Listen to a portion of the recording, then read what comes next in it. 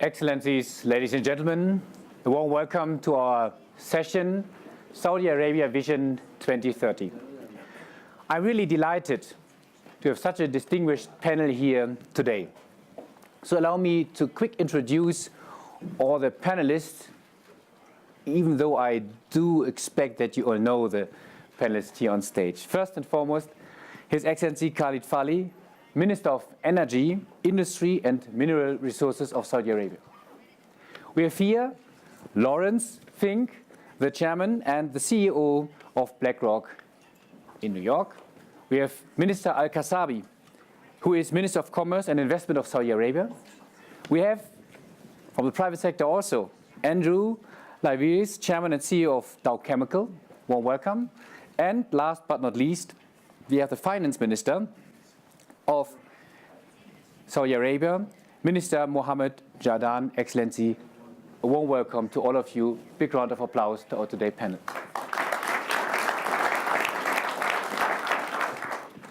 Minister Al-Fali, allow me to start with you. Can you give us a quick, brief overview, even if it's a huge project, about the Saudi Vision 2030? Well, thank you, Philip. And indeed, it is huge, it is audacious, it is ambitious, and the word transformative doesn't give it justice. And before I describe what Vision 2030 is all about, I think it's perhaps take a minute and set the stage and talk about where Saudi Arabia starts from. We have a solid base to build on. The Saudi economy is the largest in the Middle East. It's a very substantial GDP that we have, over 1.6 trillion Saudi riyal. We have a stable currency pegged to the dollar. We have a very strong fiscal position. We have a robust consumption in the kingdom. So those in the private sector know Saudi Arabia is a very attractive market, very open, no currency restrictions. One of the best places to do business. The infrastructure in Saudi Arabia in many areas is world-class. Obviously, there are gaps here and there. And the demographics are also very good. We have a young, aspiring population. Over 70% of our population is below the age of 25. Schools and vocational centers are all over the kingdom, so we're ready to turn this young population into a very productive force to be reckoned with and to be utilized by the private sector. Now, the vision itself, as I mentioned, is very transformative. At its heart, it's about transforming the economy. Saudi Arabia's economy over the last few decades has been built on our strength, which is what we're known for, the oil resources that have brought Saudi Arabia to where it is.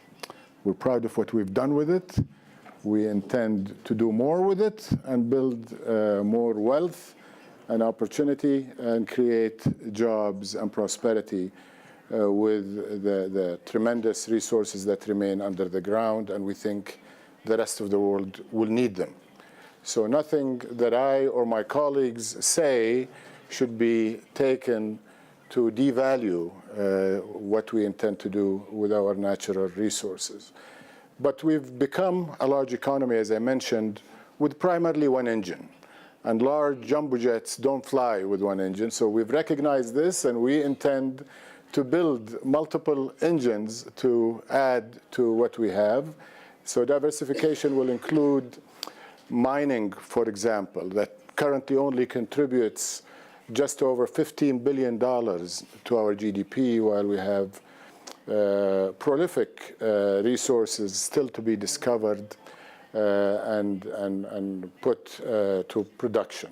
It will go at least to $60 billion of GDP or more. Services will grow in size and be a contributor. Tourism, banking, finance will all grow in the kingdom. Logistics. The kingdom enjoys one of the best locations in the world, connecting Asia, Africa, Europe, and certainly the center of the Middle East. So logistics will grow as we complete the infrastructure we have and also ease the traffic of goods and services across the kingdom and become a platform to reach the rest of the Middle East.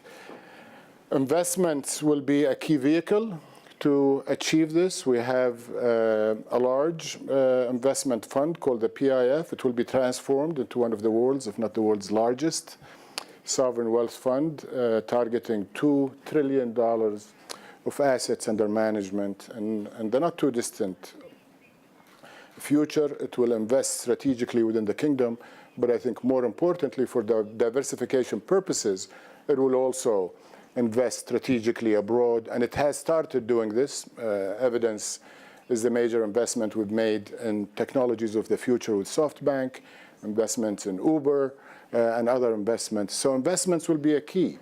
Reforms, of course, are a key enabler, and the government, as proud as we are of the regulatory and the legal system we have in the kingdom, we're not content. We want to be among the world's best in every aspect.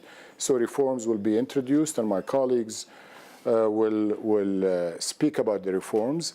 Privatization is going to be key. The future Saudi Arabia is going to be private sector led. And many of these private sector activities that are calculated today as part of the GDP are going to be delinked from reliance on government spending and oil revenue. And that is, I think, the most important thing, is not only do we grow the GDP to the private sector to contributing to 65% of GDP, but delink it to the maximum extent possible from government spending, from oil revenue. Last but not least on the transformation are the soft factors. I've talked about economic, infrastructure, ease of doing business, but the soft issues are also important. We talked about the population. We're going to turn Saudi Arabia into a softer place, a more pleasant place to live.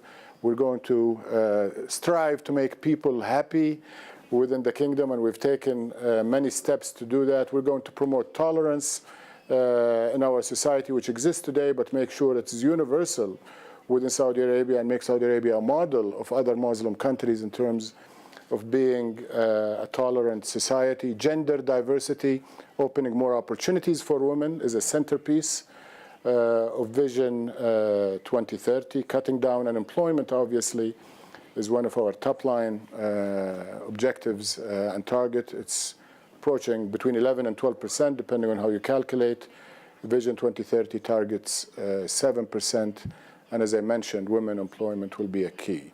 Many other factors that time doesn't permit, but these probably are some of the broad lines of the transformation. Thank you, Minister. Thank you, colleagues. It was really impressive, and it's really truly a strategic approach. But to be honest, we do many countries who try to diversify the economy, and only a few have been that successful.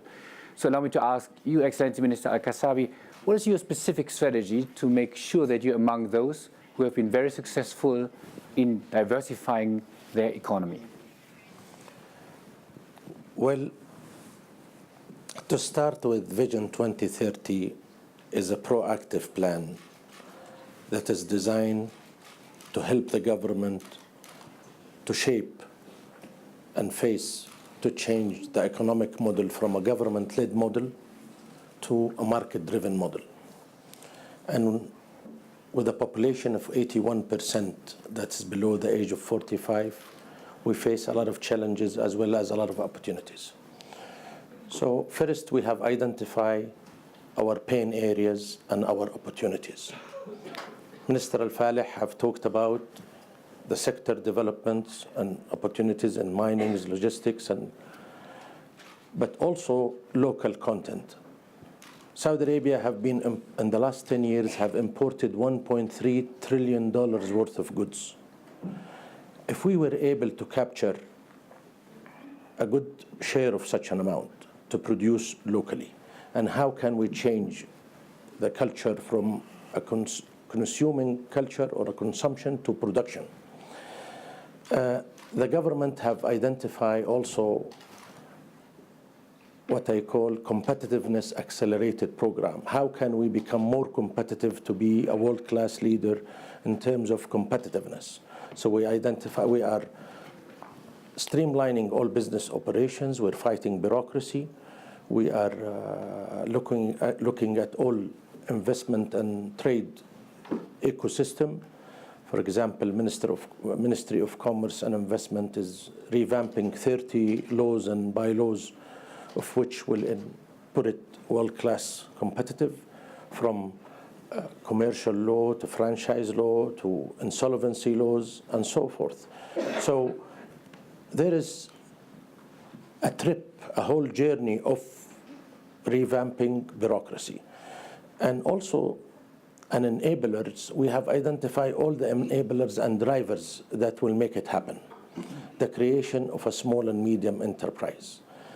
You know, and everyone knows that the real driver and enabler in any job creators in any other nations are SMEs.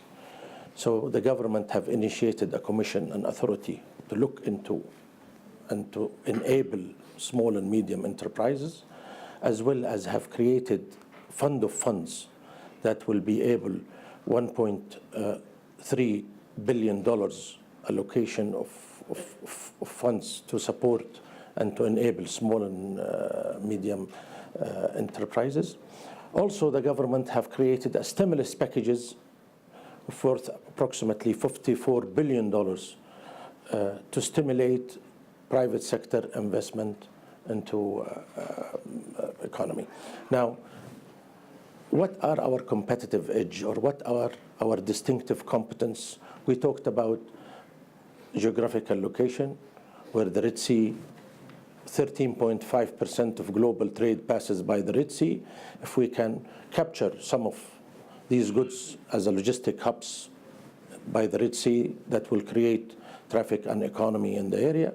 Also, in the area of privatization, as well as government fighting bureaucracy, where all the utilities will be privatized and government is seeking, and maybe Minister Al-Jad'an will talk about the partnership, Triple P's public-private partnership.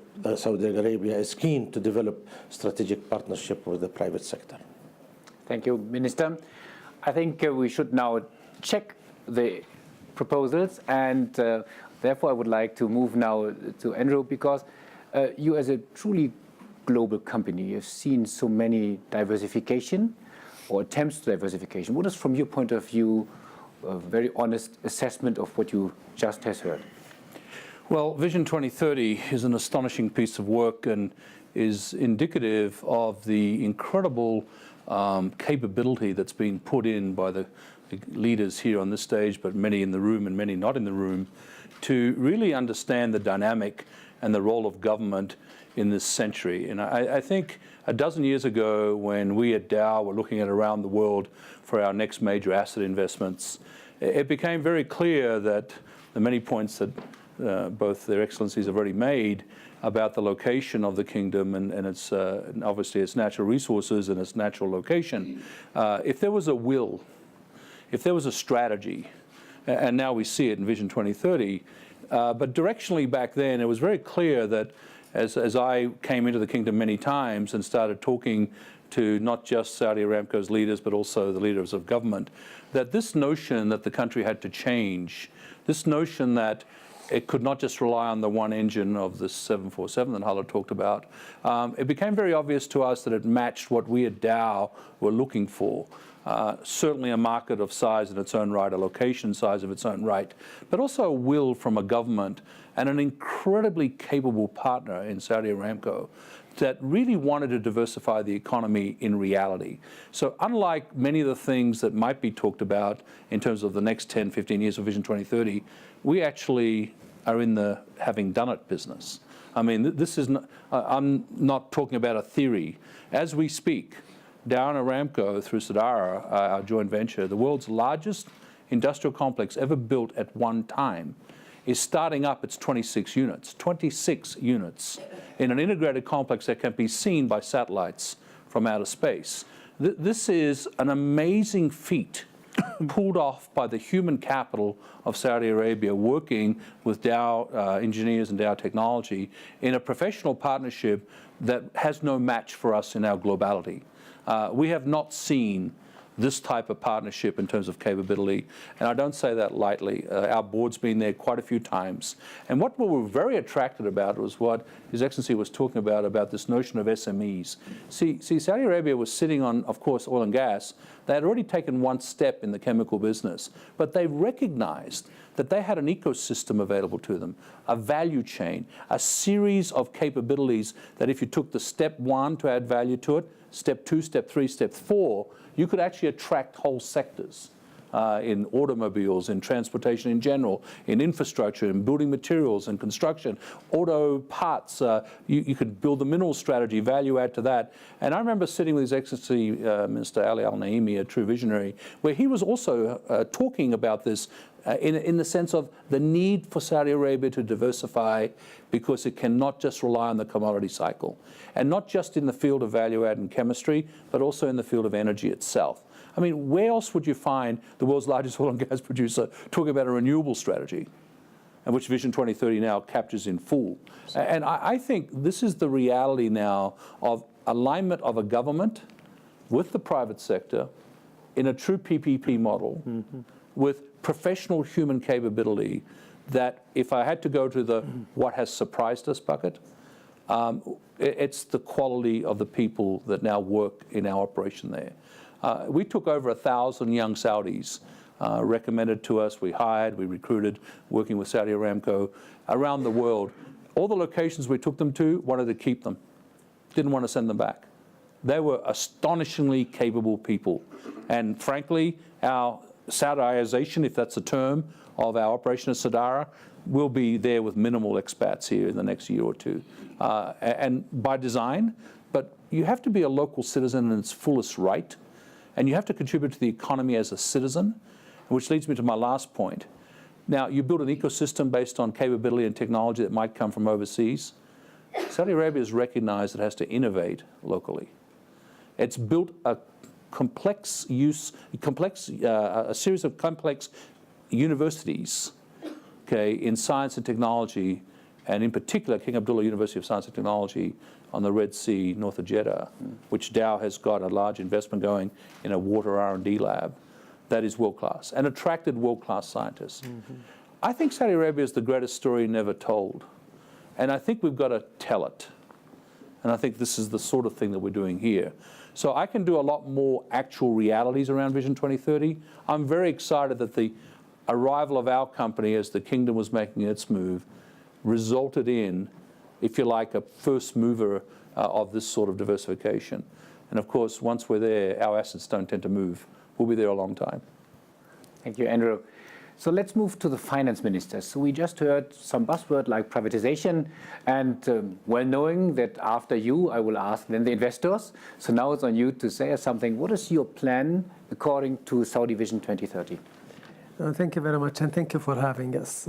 شكرا وشكرا على استضافتنا. أعتقد أن هنالك بعض المسائل الجديرة بالذكر ولربما يرتفع عددها إلى 4. أولا، هنالك تركيز أصبح واضح على الإيرادات غير النفطية، وعلى سبيل المثال في سنتين Non-oil revenue was only 2 years ago about 100 billion riyals. We closed 2016 with 200 billion riyals.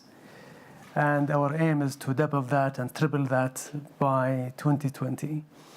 And that would reach about 1 trillion Saudi riyal by 2030. Second is efficiency.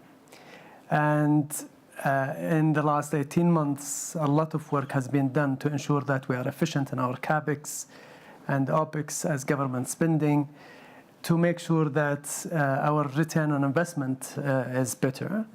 That led into the establishment of an efficiency unit, which worked only in the last 8 months, looking at various projects and various CapEx and OpEx allocations, and made the saving of about 80 billion, just rationalizing spending, 80 billion riyals.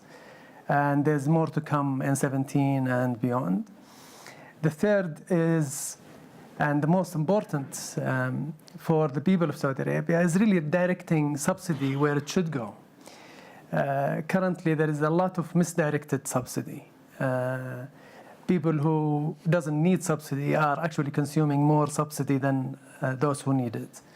And that's where the new reform on the subsidy is going, where we are distributing subsidy through what we call the citizen account, so that the 40% of the families who in most need and in the middle class are going to receive cash compensation into their account as an allowance for the energy price reform and other reforms that we are making, like the VAT, so that the impact on these families are neutralized. Even the third and the fourth categories, if you distribute the citizen or the families into 5 groups, the first and second would receive about 100% of the impact on reform or from reform, and then the third one would receive 75. The fourth category would receive 50% of the impact of the reform. So generally, there are a lot of work to ensure that we increase our non-oil revenue, but also make sure that the impact is managed, that the families who are in need, the low income and mid-income, are managed and supported, and that the private sector, which is the fourth point, is very much supported. As Excellency mentioned, we are aiming for private sector to generate 65% of our GDP. If we are committed to that, and we are very much committed, then we need to make sure that we enable the private sector to do it. So we are engaging in significant reform program, allowing private sector to flourish, enabling it to flourish, partnering with the private sector where we need to partner with them, privatizing significant sectors of the economy. So a lot of work, and we are very confident that we would achieve the targets. Thank you, Finance Minister. And before I will now turn to Larry, private sector was mentioned by the Finance Minister, so please prepare yourself. I would like to give you the opportunity later on to ask some questions from the private sector perspective. But before, Larry, after listening to all the different excellencies, to the ministers, to the first business assessment, is Saudi Arabia, under the Vision 2030, a place to invest? Well, Philip, thank you. Well, I have a context of being in the kingdom for 15 years. And what I've witnessed in the last few years, as Andrew said, it's a secret that people just don't understand. We spend so much time focusing on other issues, and actually we spend so much time talking about negative issues, and we don't focus enough on some of the more positive issues. And one of the great positive issues in this world of uncertainty is Saudi Arabia. And it is a real pleasure for me to watch as a partial participant, but witnessing the transformation of the kingdom. And I would say the transformation of the entire region is also encouraging. So this is not just one component. I think His Excellency said the right thing. What we are hearing is market dynamics. You asked the first question about, many countries have failed. Mostly countries have failed because it wasn't based on market dynamics. It was made by, and it wasn't a full, I would say, governmental commitment. And in every conversation I have, we talk about not just a government commitment, but I think a full understanding that this transformation is not a transformation for a trade. It is not for the moment. It is not a transformation that is going to be short-lived. It is a transformation to take the entire kingdom in a much more opportunistic direction. And I'm not the one who normally advocates and supports. I mean, we represent more firemen and policemen and school teachers' money than anyone. We have to be judicious how we invest our money. And we believe that the opportunities in the kingdom can be very large for our investors. We began last year. We launched the first Western ETF. We are working with the kingdom to expand the opportunities to invest. In other words, being part of the MSCI index, which would then expand the investors quite considerably. But also on the private side, whether these entities that are going to be going private are going to be going private in the first wave as a public entity, or first wave being a private entity and getting prepared for being in the public domain. We're prepared to be bringing our investors' money worldwide to the kingdom. And let's be clear, we have a glut of savings worldwide. We live in a world today of low and negative interest rates, which is killing our savers. If we could find an opportunity such as the kingdom in which we could invest our money at a higher returning environment that benefits the vitality of a country and builds a better world in that, we're not only serving our investors and their interests, which is my fiduciary responsibility, we're building a safer world through those investments.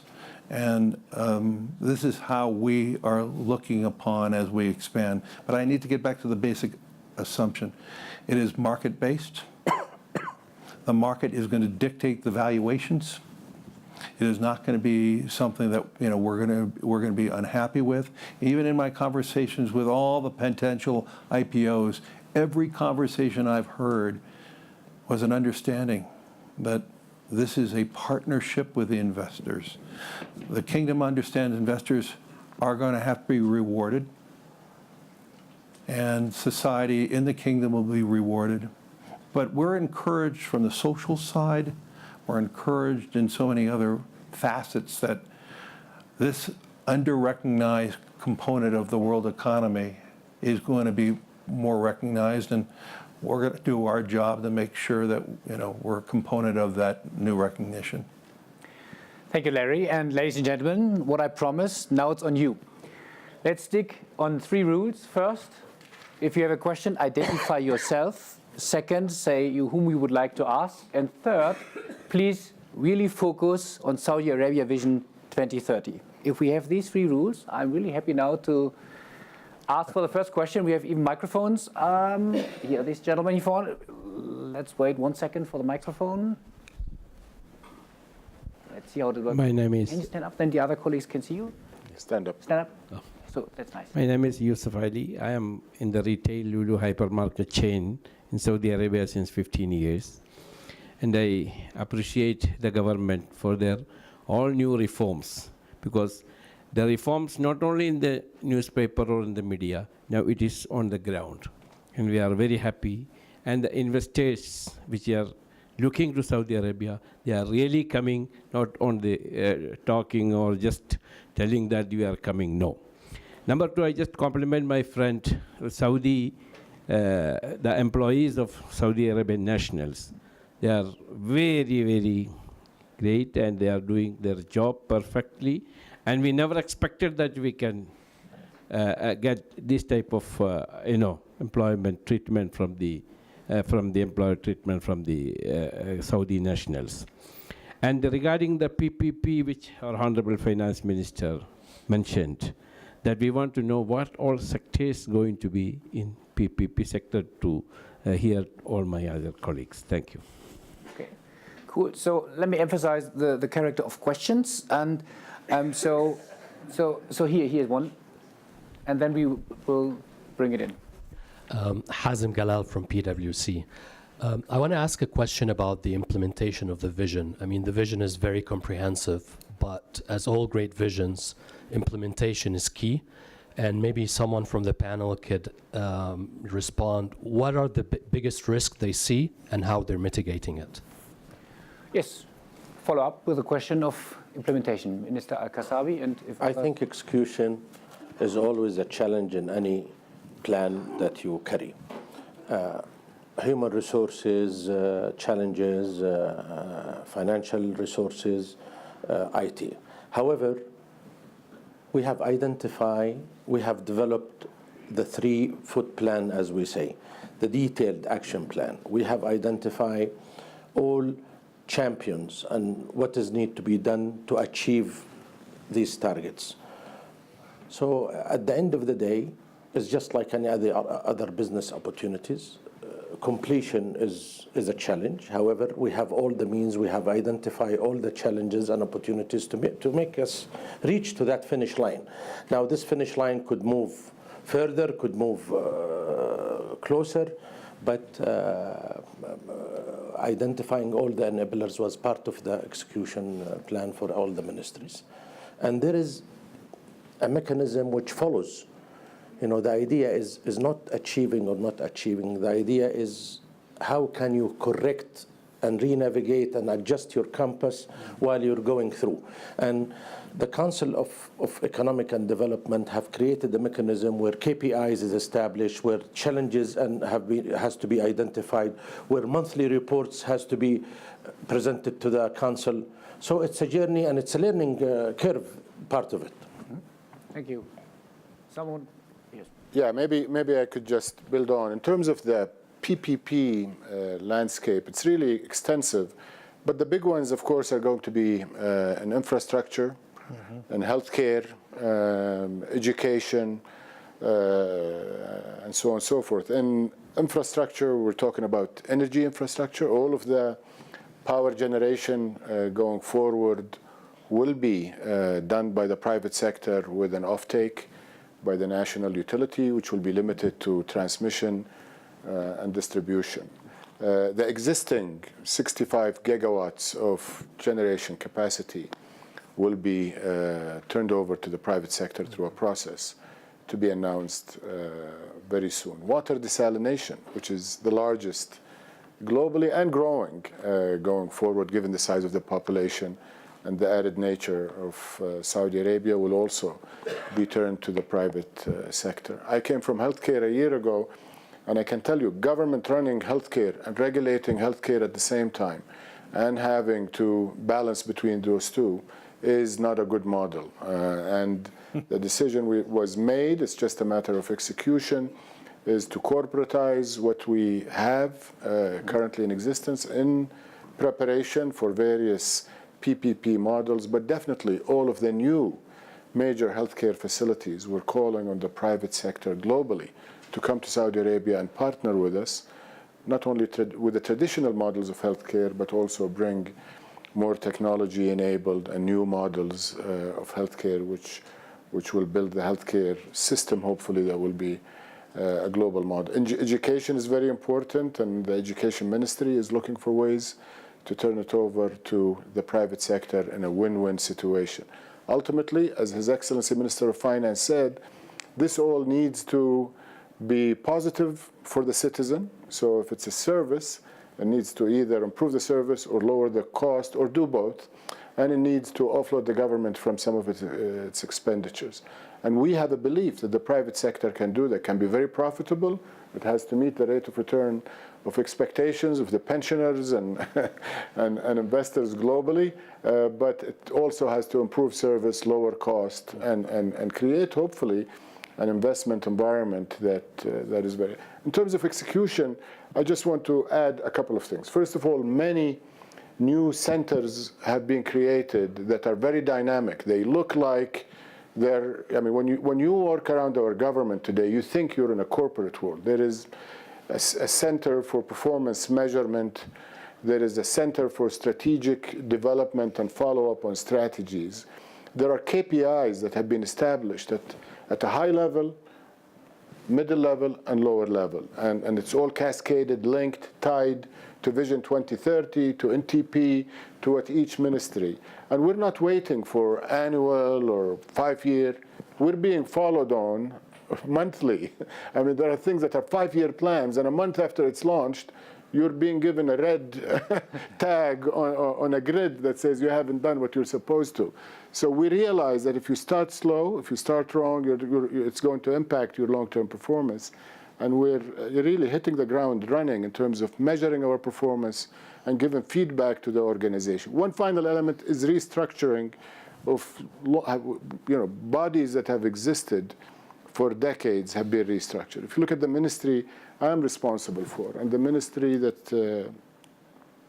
Dr. Qasabi is responsible for, these have been rejigged to bring entities that used to compete in a way, or at least conflict and go in different direction, all under one umbrella. So in my case, industry, energy, mineral resources, infrastructure, in terms of Royal Commission for Jubail and Yambo and industrial cities, City of Science and Technology, nuclear energy and renewables have all been made part of one structure. So we have no excuse. And one final thing is, I don't know of any country that has the undivided support and attention of its top leadership. There is nothing that any of us has asked of our leadership that has not been given to us. So we have the support, we have the willingness to make tough decisions, which is ensuring that, and the restructuring of government and the enabling bodies. And finally, communication and getting the rest of the population on board.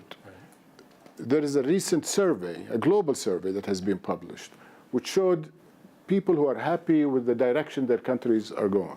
Saudi Arabia was ranked number 2. Yeah. This is a year and a half after coming up with some tough decisions that would have been expected to be very unpopular, including energy price reforms and taking some of the subsidies. A year and a half later, this survey shows that Saudi Arabia is number 2. By far,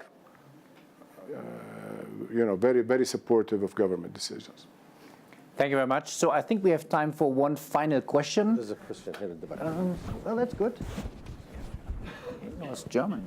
I'm Mustafa Mokas, CEO of Bayer Capital, Climate Finance, and I have a question actually. We assist developing countries in developing green economy business models, innovative business model that create social impact and also green impact. And I have a question on the space for renewable energy in the vision of Saudi Arabia 2030.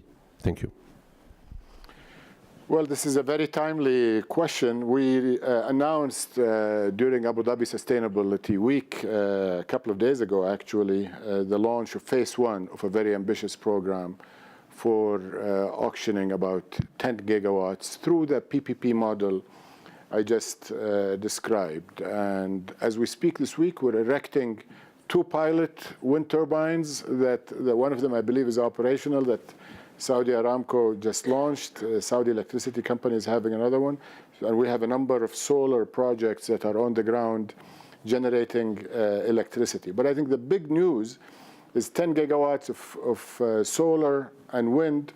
As Andrew said, not only is the country supporting them, but all of the enterprises within the kingdom are moving forward to help implement them. And we're inviting the international community of developers, of financiers, and we want to localize those industries. We want to turn the kingdom into an energy powerhouse, not just conventional oil and gas, which will continue to grow, but also wind, solar, nuclear in the future. All forms of energy hopefully will be definitely utilized in Saudi Arabia, but with the innovation, with the financial resources, with the integration of our capabilities, and with the environment, we're attracting best-in-class international operators to come and partner with us on this.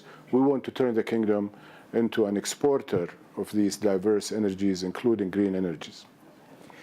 One good news in addition to Saudi Vision 2030 is we have another 5 minutes. I would like to use this for you, ladies and gentlemen. So if there's... Oh, okay. Maybe we could get the microphone. That's... Ignacio Garcia Alves, Arthur D. Little. I'm very pleased to see this positive development plan, and I wanted to understand how you're going to create the trust that the rules are not changing over the years, because when companies invest, in fact, one of their main criteria is to get good visibility about the long term, and not that the rules are not changing. I think that's one of the key success factors, apart from those that have been already mentioned. That's a question, I guess, for the finance minister, but please heads up, so it's all recorded, so what you now say will be even in excellency. No, I'm very happy, and thank you very much for the question. I think it's a very important one. The government of Saudi Arabia recognizes the need to be predictable, the need to be accountable, the need to be consistent in its policies. And as a recognition, end of last year, the government published a small book called the Fiscal Balance Program, or we call it even the Budget Balance Program.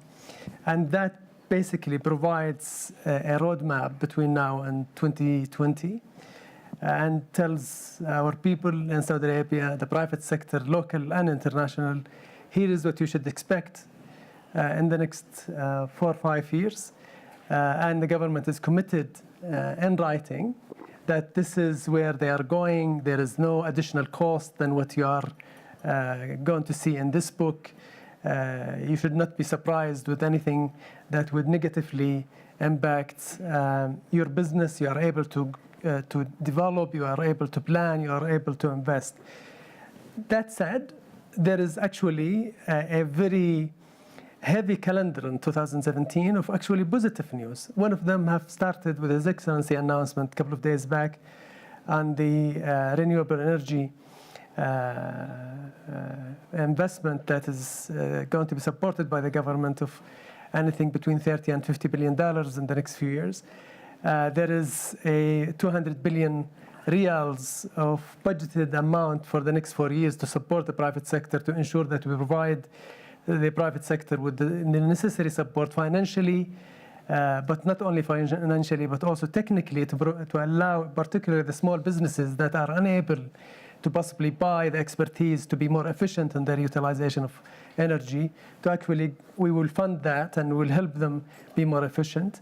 There are other sectors that are going to see significant development and going to be announced concretely throughout 2017 that will provide significant opportunities for the private sector.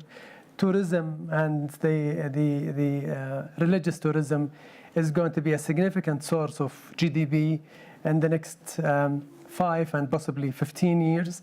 We are talking about more than doubling the number of pilgrims that come to Mecca and Medina in the next 10 years or so. So a lot of opportunities for the private sector and a lot of confidence that we are saying we are committed. Here is what you should be expecting. No surprises. We are predictable. And we just wanted to make sure that they receive what they deserve. So Andrew wanted to come in the question of sustainability of political decisions. Andrew. Yeah, I mean, I really do want to go on record, and please get the cameras rolling, that the conversation on transparency happened at our board when you make a $20-odd billion decision in that region of the world. I mean, what has been astonishing is the transparency, and these last few years in particular, it's accelerating. This is a business-oriented government, and there's no gap between the say-do ratio and rule of law and transparency, and the will from the political side, and then obviously to the economic and the reform side, to put this country into the modern century, to diversify its economy for its citizens and its youth, and to allow investors to come in and participate in that in public-private partnerships of the type described. That transparency is as good as anywhere we operate in, including the United States, by the way. So I would say to you that this is why I say it's the greatest story never told, and what Larry was saying.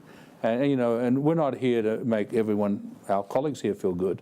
This is our experience, and we've got money on the ground to prove that. And so I would tell you that give it a chance. I mean, this is we need countries like Saudi Arabia to lead the way in this modern century, to put in place the structural reforms that are creating the uncertainties. By not doing these structural reforms, we've got the opposite, the lack of will. We've got populism. We've got all these other things. This country's got the courage to put in the reforms, and I'd like to add one last thing on this. I have, in my private meetings throughout the kingdom, I was always surprised, up until recently, that many of the participants did not believe in Saudi. And what I saw in the last 2-3 years and seeing today is a real belief in itself. It's true. And that's a contagious opportunity. As you continue to believe in yourself and believe in the opportunities and reach higher, the investors will believe in that too. And that's key. Just another perspective to look at. Of course, we do live by the letter of agreements and contracts. There is no question about it. But I think another aspect, not just for Saudi Arabia, anywhere you do business, and whether it's government, people, or enterprises, values are very important. And what drive, we're constrained by the legal aspect, but we're driven and directed by our values. And in Saudi Arabia, one of our very strong values is partnership and to meet the moral as well as the legal expectations. And we have evidence to show this. I will just give you from my background. If you look at the oil industry, going back to the 70s, when the norm in developing countries was to nationalize their oil companies. And these are trillion-dollar assets that became very acceptable for a country to nationalize the assets and kick out, and it still happens in some jurisdictions. Saudi Arabia, we did it gradually through negotiation, just like any two business partners would buy each other's share gradually until the government, with the full consent, full compensation of the US companies. If you look at the big investments that came into the 70s and downstream, petrochemicals and refining, when the Middle East was not a proven location to have these global larger investments, very lucrative terms were given for 15, 20-year contracts that expired in 15, 20 years.